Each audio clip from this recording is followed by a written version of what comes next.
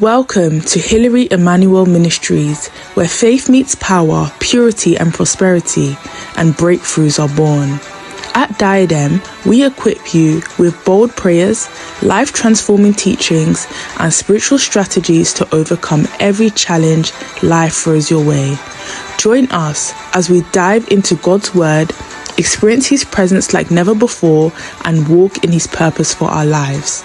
If you're in London, we invite you to fellowship with us in person at Diadem, 4 Pegamoid Road, N18 2NG. Don't forget to subscribe now and let's grow in faith together. Since the first Sunday of this year, we've been preparing for our covenant service. And already we have seen the fresh revival for a fresh beginning. We have equally looked at the holy flames in the hearts of the covenanters. And today, brethren, we are going to talk about the sacrifice of the Lord's Passover. That's what we are talking about here today. The sacrifice of the Lord's Passover. Remember, the Father told us that this year is our year of God's Passover. And I've taught you, brethren, that for any covenant to stand, for any covenant to be valid, it must be authenticated by a token, by a sacrifice. And the sacrifice must be worthy of the covenant. Without sacrifice, there's no covenant. Have that at the back of your mind. Anybody that calls you to a covenant that says you are making covenant, there's no sacrifice involved, tell the person it's a joker. There's no sacrifice anywhere. And there's no covenant anywhere. If you didn't sacrifice, the covenant will not stand. It will not. You've just gone there to waste your time. So have that at the back of your mind. And we, the parties sometimes choose, when this covenant is between two equal human beings, the parties will decide what the sacrifice will be. But when there is a superior entity, a superior person in the covenant, for example, a spirit being, that spirit being decides the sacrifice. That's why you see those who go to herbalists, who go to sorcerers. When they go there, is the herbalist, is the idol that will tell you what you must bring. Is the idol that will choose what you want to use for sacrifice. You don't go there and tell the idol, this is what I'm bringing. Except you want to make a vow, which is totally different from the sacrifice. So you must have that at the back of your mind, that for your covenant to stand, for your covenant to be acceptable, for your covenant to be reasonable, to be meaningful before the Lord, there must be a sacrifice behind it. Remove the sacrifice and there's no covenant anywhere. Look at the Bible with me. In Psalm 50, look at verse 3. Psalm 50 verse 3. Make sure you read along with me, please. He says, our God shall come. It doesn't come like that all the time. And anything that will make God to come is coming for a reason. We are going to see that reason. And so he said, our God is going to come. And when he's coming to meet somebody, he's coming to encounter somebody. He said, our God shall come and shall not keep silence. And he now put a colon to explain what he's talking about. He said, this is the manner in which he's going to come. He said, a fire shall devour before him. There's this, a fire will be going ahead of him, which means he's coming in power. He's coming in his full glory and majesty. He says, and he shall be very tempestuous round about him. Verse 4. And when he's coming like that, he's going to do something. He shall call to the heavens from above and to the earth, that he may judge his people. So which means he's coming to meet his people. And he said he will call his people together. He will summon his people. And do you know he doesn't do this every day? He doesn't do this all the time. We are going to see the occasions in which he does this. We are going to see the instances in which he does this. When he come like that in fire and flame, and he call all his people together. Look at verse 5. Look at what he said. Are we there together? Can we read it together now? He said, do what? That is, gather, collect my people, call them. Remember in verse 4, he's the one that called from heaven. He said, I am coming. He did not keep silence. He called from heaven, I am coming. Now he said, gather. He said, my saints. Not everybody. There is a special qualification for this assembly. My saints. Even though among the saints, there's still another segregation. Not all the saints. Because if you say all the saints, many saints of God are everywhere. Now let's read on. He said, gather them together to what? Unto me. Gather them unto me. I want to have them. I want to have meeting with them. And he now said, those there means not all the saints. Not all the saints. Even though he said earlier, gather all my saints unto me. He said, but not all of them. Not all of them. He said, I'm talking about those, the few that have done what? Made a covenant with me by sacrifice. Did you see that? Which means there are saints of God. Let's first start from the general outer, called the heavens and the earth together. Many of them are not saints, so those ones are disqualified, first group. Then those who qualify as saints, they now came, and they now say, no, not all of them. I'm looking for only those who have made covenant with me by sacrifice. What of those who make covenant without sacrifice? That's why he said those. I'm referring to those who made covenant with me by sacrifice. And do you know when we are talking about sacrifice? The sacrifice must be approved by God himself. We don't approve the sacrifice for God. We don't decide the sacrifice for God.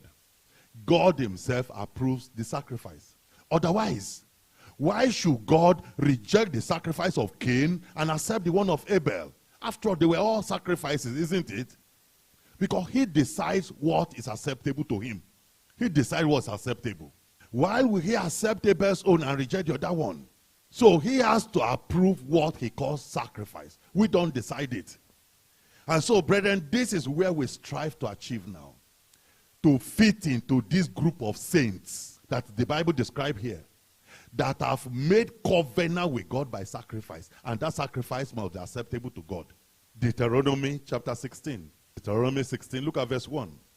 He said, observe the month of Abib and keep the Passover unto the Lord thy God. Remember, it's our covenant of Passover.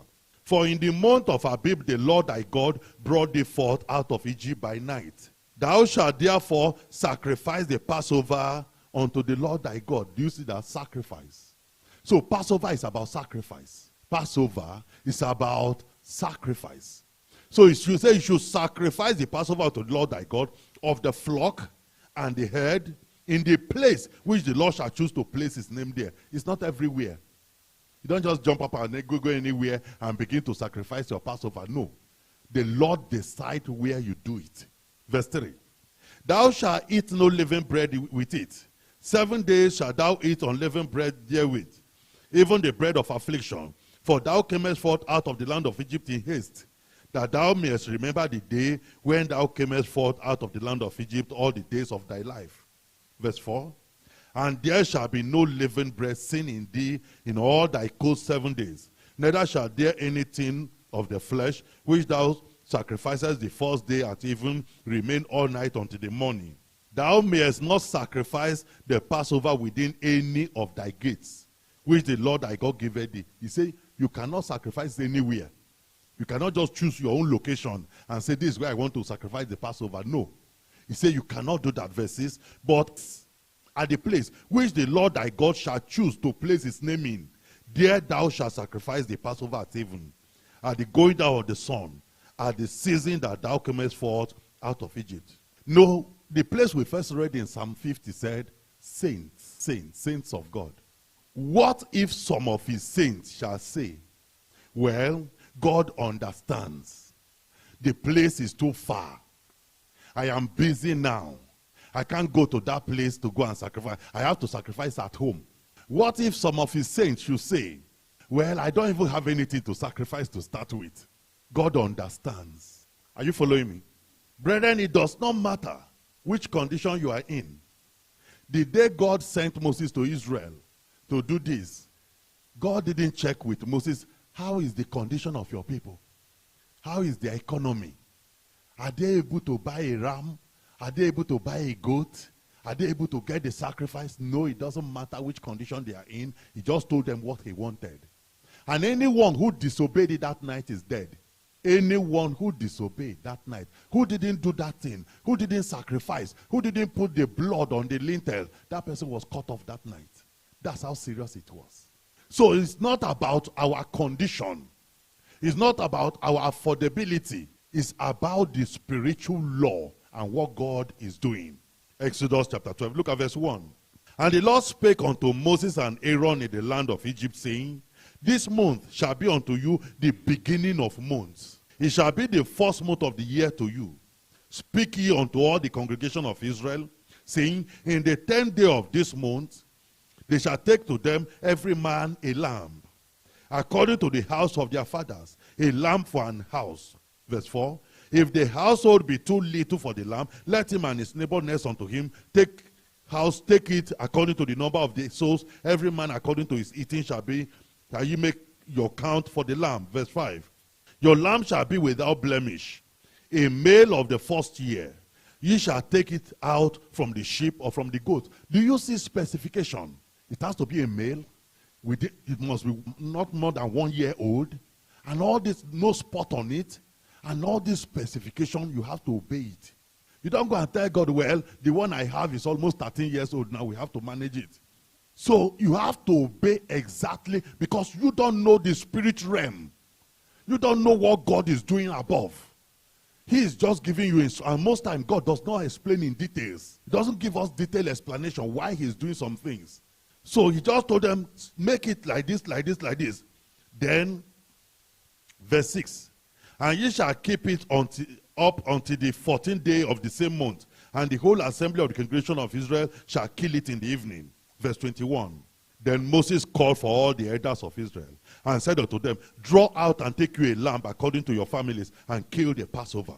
And ye shall take a bunch of hyssop, and dip it in the blood that is in the basin, and strike the lintel and the 2 side posts with the blood that is in the basin, and none of you shall go out at the door of his house until the morning. Now, assuming Moses gave them this instruction, and they say, well, where did you get this kind of fetish behavior from? Which one is blood again? And they didn't do it. That night they will have been slaughtered. When God is giving us instruction and telling us this is what is happening, this is what should be done, this is what to, brethren, let's just simply obey it. Now look at what follows. Verse 23, For the Lord will pass through to smite the Egyptians. And when he seared the blood upon the lintel and on the 2 side posts, the Lord will pass over the door, and will not suffer the destroyer to come in unto your houses to smite you. Verse 24, And ye shall observe this thing for an ordinance. What is ordinance? For a covenant. For a covenant unto thee. He said you should observe it as a covenant to thee and to thy son forever. You have to do it every year at this time, forever.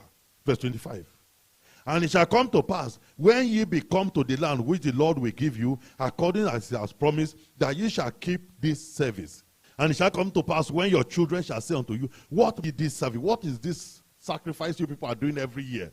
Brethren, you must know, understand what sacrifice we are talking about here. Because if their children in 10 generations to come should ask them, why are we practicing this? Why are you doing this every year? What are they going to answer that their children? Look at the answer they must give their children in verse 27. He said, that ye shall say, it is what? It is the sacrifice of the Lord's Passover. So, brethren, there will be no Passover where there's no sacrifice. You can't separate the two. You can't. There must be a sacrifice before a Passover. So, as we are preparing for the Lord's Passover, a covenant of God's Passover, if you do not have sacrifice, there's no covenant. And there's no Passover. And we don't choose the sacrifice. So he said they should tell their children, it is the sacrifice of the Lord's Passover. Not just any kind of sacrifice. He said this is for the Lord's Passover. Who passed over the houses of the Egyptians, of the children of Israel in Egypt, when he smote the Egyptians and delivered our houses. And the people bowed the head and worshipped. What do you call that? Obedience, prompt obedience. They didn't struggle with Moses. They bowed their heads and worshipped. They appreciated the privilege. Why? Brethren, assuming they started arguing with Moses, even if they didn't voice it out. But in their heart, they are quarreling already with Moses and say, you want us to bring our goat and kill for you. You want us to bring our lamb and give to you. And all those kind of a thing. Do you know, if God went that night to the Egyptians and told them, I planned to pass over the Israelites and kill you. But if you can give me one lamb, I will pass over you and kill the Israelites. What do you think the Egyptians will do? They will tell God, we are not giving you one lamb. We will kill all the animals in this land for you. Brethren, if God should approach your enemies, approach your foundation and give them this offer and tell them, I've come to make a covenant of Passover with you. I will make a covenant of Passover and I will give you the benefits and the blessings of the Passover, and I will turn against your child. They will sacrifice even human being for it because they know the value of sacrifice. So the people bowed and they worshipped. Verse 28. And the children of Israel went away and they did what? And they did as the Lord had commanded Moses and Aaron. So did they. They didn't fail. Exactly everything. And no wonder they got the result. No wonder they got the kind of result they got. Nobody altered anything. Nobody amended anything. Nobody updated anything to make it comfortable. They did exactly as it was commanded. That's what we do. We amend it. We update it. We try to adjust it to fit into how we want it. It's not about us. It's about the person making covenant with us. Verse 29. And it came to pass that at midnight the Lord smote all the firstborn in the land of Egypt, from the firstborn of Pharaoh that sat on his throne unto the firstborn of the captive that was in the dungeon, and all the firstborn of cattle. When Jehovah God invites you to a covenant, he chooses the sacrifice by himself. Go and read throughout the Bible. He chooses the sacrifice. We don't choose. We don't choose. He chooses the sacrifice he wants from us. If he's going to make covenant, because I've told you before, I've taught you this before. A lot of people think they have made covenant with God, whereas God was not even present. They made covenant with themselves. God didn't even come closer. So we don't want to deceive ourselves. If we really want God to be present, if we really want God to go into covenant with us, we have to do it his own way, not our own way. So when he invites us to a covenant, he chooses the sacrifice that we must bring, the sacrifice that he will accept, the sacrifice that we authenticate the covenant. And as we know, for us in Diadem, it is our first fruit. Look at Genesis chapter 15. Genesis 15, look at verse 1. After these things, the word of the Lord came unto Abraham in a vision. This was happening in the dream. This was a dream, a vision, saying, fear not, Abraham, I am thy shield and thy exceeding great reward. And Abraham said, Lord God, what wilt thou give me, seeing I go childless? And the steward of my house is this Eliezer of Damascus. And Abraham said, behold, to me thou hast given no seed, and lo, one born in my house is my heir. And behold, the word of the Lord came unto him, saying, this shall not be thy heir, but he that shall come forth out of thy own bowels shall be thy heir. And he brought him forth abroad and said, look now towards heaven, and tell the stars, if thou be able to number them. And he said unto him, so shall thy seed be. And he believed in the Lord, and he counted it to him for righteousness. And he said unto him, I am the Lord that brought thee out of the house of the Chaldees to give thee this land to inherit it. Now, there were two issues they were discussing here. The issue of child, they've settled that one. He believed God counted it for righteousness. That one is settled. And then he now talk about the land. Say, I will give you this whole land. I brought you to this land to give it to you for an inheritance. Verse 8. And he said, Lord God, whereby shall I know that how am I going to inherit it? The owners are there. And he said unto him, take me. Do you see, God didn't try to convince him.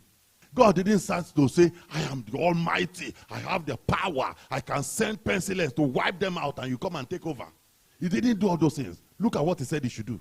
He said, take me an heifer of 3 years old, and a she-goat 3 years old, a ram 3 years old, a turtle dove, and a young pigeon. Abraham will ask, where will I get all these things from? I can even talk of goat, and I have those ones. Where will I go and be looking for turtle dove and all those things? That's what we do. When we hear about sacrifice, we are quick to agitate in our spirits. Very quick to agitate. Abraham will have thought, why 3, 3, 3, 3? Why not just let's take 1, 1? Verse 10. And he took unto him all this. Assuming Abraham came back and said, Lord, I found one that 3 years, but the other one, they are not 3 years. They are more than 3 years old. God will not accept them because he has given his specification. Remember what he told Moses? He said, make sure as you build the tabernacle and you build the Ark of Covenant, make sure they are exactly including measurement as I showed to you in heaven. Assuming Moses came back and said, this ark is too small now, the size, make it longer. You can't adjust anything. You can't add to it, you can't subtract from it. And that's how they close the Bible in Revelation 22. That anybody that will add to it or subtract from it, that the person's name shall be cut off from heaven. Whatsoever God gives, make it exactly like that, brethren. So Abraham came back with all those things. Exactly, he took unto him all this and divided them in the midst and laid each piece one against another. But the best divided it not. Verse 11, and when the fowls came down upon the carcass, Abraham drove them away. And when the sun was going down, a deep sleep fell upon Abraham. And lo, an horror of great darkness fell upon him.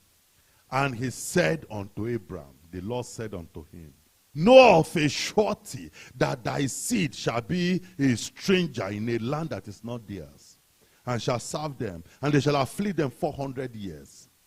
And also that nation whom they shall serve will I judge, and afterward shall they come out with a great substance. And thou shalt go to thy fathers in peace. Thou shalt be buried in a good old age. But in the fourth generation they shall come hither again, for the iniquity of the Amorites is not yet full. And it shall come to pass that when it came to pass when the sun went down, and it was that, behold, a smoking furnace and a burning lamp that passed between those pieces. God took the sacrifice. He accepted the sacrifice. Verse 18, in the same day, what happened? The Lord made a covenant with Abraham. He collected the sacrifice. The fire passed through it. He received the sacrifice. Brethren, this should be our priority. Our priority is for God to accept our sacrifice. Not the sacrifice coming out. It's for God to even accept it from us. So the fire passed through, and then God now came and made a covenant with him. Do you think God will have come anyway, even without the sacrifice? No, he wouldn't come. Because he has told him, get this on 3 years, 3 of them like this, 3 of them like this. 3. Assuming Abraham came back and said, I didn't find any. Come all the same and let's continue. You think God will come? No, he wouldn't. That's not how he operates. So he made a covenant with Abraham saying, unto thy seed. Are you following the language? Unto thy seed, before he said, I will give you. Now, it's already yours. Why? The covenant has been authenticated by sacrifice. He said, the land is now yours. Heaven has released it unto you. Listen carefully. Through this covenant, brethren, Abraham was able to get information from heaven that he never had before.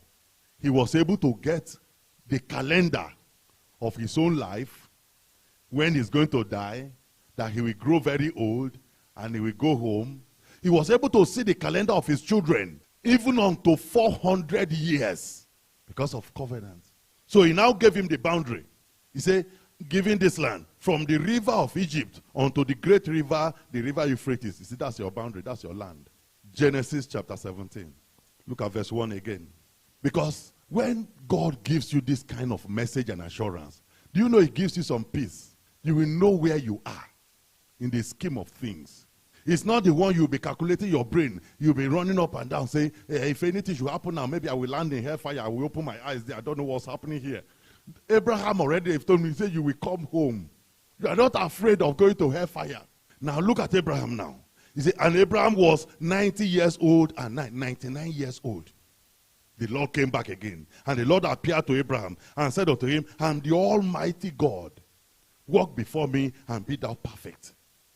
I will make my covenant between me and thee, and I will multiply thee exceedingly. And Abraham fell on his face, and God talked with him, saying, as for me, behold, my covenant is with you. That's referring to chapter 15 covenant. He said, already you have my covenant. And thou shalt be a father of many nations. Neither shall thy name anymore be called Abraham, but thy name shall be Abraham. For a father of many nations have I made thee. Verse 6. And I will make thee exceeding fruitful. And I will make nations of thee, and kings shall come out of thee. And I will establish my covenant between me and thee and thy seed after thee in their generation for an everlasting covenant, to be a God unto thee and to thy seed after thee. Listen carefully, brethren.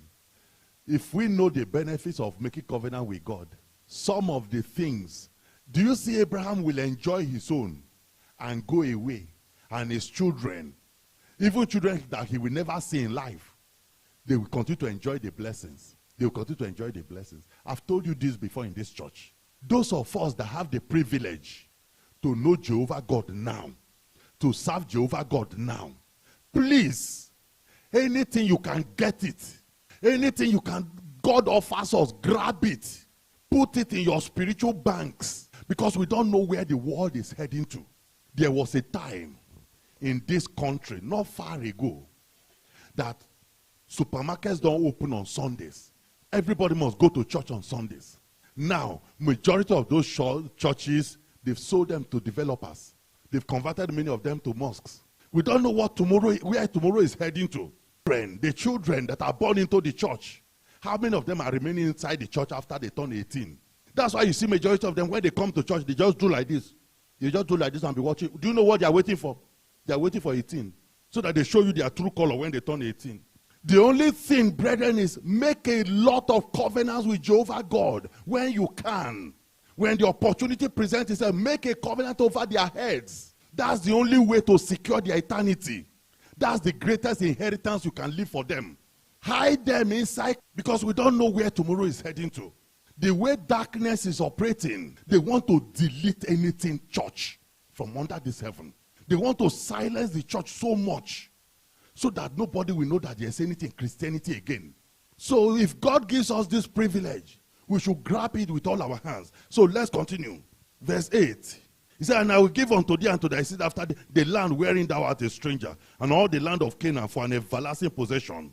And I will be their God. And God said unto Abraham, thou shalt keep my covenant therefore. Thou and thy seed after thee in their generation. This is my covenant, which you shall keep between me and you. Do you see covenant, covenant, covenant, covenant? Why is Jehovah God so particular about covenants? Because that's the only thing that can oblige him to do anything. He never breaks covenant. He cannot break covenant. Where there is a covenant in place, he is obliged to perform that thing. If he has accepted that covenant in the first place, he can't go back on it again. So if you make covenant over your children, over their tomorrow, over their eternity, and God accepts it from you now, that is settled. Whatsoever they do, they can never perish. The only problem we have is let God accept it from us. So he now told him about circumcision and all those things, and everybody, even the slaves that were born, must be circumcised. He said that is the covenant. Verse 14. And the uncircumcised man-child, whose flesh of his foreskin is not circumcised, that soul shall be cut off from his people. He has stepped out of the covenant boundary. He has stepped out. Just like that night in Egypt. If any of the Israelis went out of their house and exited that door where the blood was, that person will kill himself or herself. So this is the power of covenant. And what makes covenant powerful, brethren, is the sacrifice. Is the sacrifice that gives covenant the power, that bears witness, that makes covenant to operate. And for us in that, the demand, what the Father demands from us is our first fruit. I've thought about first fruit so much in this church. For those who have been here for a long time, you know everything already about first fruits. But let me quickly go over it again. Exodus 23, look at verse 15. He said, thou shalt keep the feast of unleavened bread. That's the Passover. Thou shalt eat unleavened bread 7 days, as I commanded thee, in the time appointed of the month Abib. For in it thou camest out from Egypt, and none shall appear before me empty. Verse 16. And the feast of harvest, the first fruit of thy labor, which thou hast sown in the field, and the feast of ingathering, which is in the end of the year, when thou hast gathered in thy labor out of the field. Verse 19, the first of the first fruit of thy land thou shalt bring into the house of the Lord thy God. Thou shalt not sit a kid in his mother's milk. So you now see that your first fruit of the year belongs to God. For us, because we are no longer living in agri environment, we don't cultivate farms anymore, we don't plant fruit and all those things. So our first income, Our first salary of the year is our first fruit. Ezekiel 48 verse 14. And they shall not sell of it, neither exchange, nor alienate the first fruit of the Lord. For it is holy unto the Lord. What does it mean to sell it? To use it for something else, isn't it? Good. What does it mean to exchange it? To subtract from it and give God change. What does it mean to alienate it? To spend it for something else purpose. And say, God, we will settle later. Me and you will sort it out together. He said, because it is holy unto the Lord. Deuteronomy 26. And look at verse 1. And it shall be, when thou art come in unto the land, which the Lord thy God giveth thee for an inheritance, and you possess it, and dwell therein, that thou shalt take of the first of all the fruit of the earth, which thou shalt bring up of thy land, that the Lord thy God giveth thee, and shall put it in a basket, and shall go unto the place which the Lord thy God shall choose to place his name there. Remember, you cannot take it everywhere. You have to take it to where God has chosen. He said you should put it in a basket and bring it there. Verse 3. And thou shalt go unto the priest that shall be in those days, and say unto him, I profess this day unto the Lord thy God, that I am come unto the country which the Lord sware unto our fathers to give us. Verse 4. And the priest shall take the basket out of thy hand, and set it before the altar of the Lord thy God. Verse 5. And thou shalt speak, and say before the Lord thy God, a Syrian ready to perish was my father. And he went down into Egypt and sojourned there with a few, and became there a nation great and mighty and populous. And now behold, do you see why does it say they should say all these things? It's to testify, to appreciate God for what he has done for you. When you bring your first fruit, and you bring to thank God for what he has turned you to. Look at verse 10. He said, and now behold, I have brought the first fruit of the land, which thou, O Lord, hast. It's not you that got it. It's the Lord that gave it to you. And thou shalt set it before the Lord thy God, and worship before the Lord thy God. This is the practice. This is how it should be done. This is how God commanded it. And you know, when I was reading through these things, I was just thinking, is it that God is so poor that he needs our first fruit to survive? No. God does not need our first fruits to survive. It's to be able to fulfill spiritual laws. Listen, if God should accept our covenants without sacrifice, Satan will stand in his front and laugh and roll on the ground. Satan will mock him and say, when did you start doing this? When don't you know spiritual laws again? And Satan will quote the laws for him. That without sacrifice you collected, you said you made covenant. Where has it ever been done before? I was thinking of Cain and Abel. If that day God told Cain, go and get me proper sacrifice, go and bring another sacrifice, what do you think Cain would have done? He would have gone to get a good sacrifice that God will accept. And God will have accepted it. But God didn't accept that. God didn't go that direction. So if God say bring sacrifice, brethren, it's a privilege. It's a great privilege. And we should jump at it. We shouldn't allow that to fall to the ground. We shouldn't joke with it. God is not desperate for our sacrifices. If he was desperate, he would have told even our enemies to bring sacrifice. And those ones will give more. They will give more. If he told our enemies today and say, I need your first fruit, I need your January salary, they will give him a whole year sacrifice. Especially some of us. If God told them, if you bring me a first fruit, I will release that person to you to kill him or her. They will give 1 year salary to eliminate some of us. So that is what we are talking about. God is not desperate about our sacrifices. It is an opportunity for us to key into the laws of God and to be in partnership, an everlasting partnership. Partnership that will outlive us. Partnership that will benefit generations unborn. To be part of that partnership. That's what God is offering us. And like he said from the beginning of this message, he said, call, separate me, gather my saints unto me. He said, not all of them anyway. Those that have separated themselves who have made covenant with me by sacrifice. Let's close our eyes. Begin to talk to the Lord and say, my God and my Father, help me in this year's covenant service, in this covenant of the Lord's Passover. Help me, Lord. Thank you for watching. If this message blessed you, don't forget to like, share and subscribe to join our growing community of faith. You've just listened to the sermon, but there are powerful prayers that follow. Due to social media rules and guidelines, the prayers have been removed from this video. However, you can access the full prayers and more life-changing resources by visiting www.pastorhillary.org or downloading our app, Diadem Media. If you're in the London area, we'd love to have you fellowship with us in person at 4 Pegamoid Road, N18 2NG. If you have any questions about this message, want counseling from Pastor Hillary, or wish to share your testimonies following the prayers, please leave a comment below and someone from our team will get in touch. Until next time, may God bless you abundantly and guide you in all your ways. Stay victorious.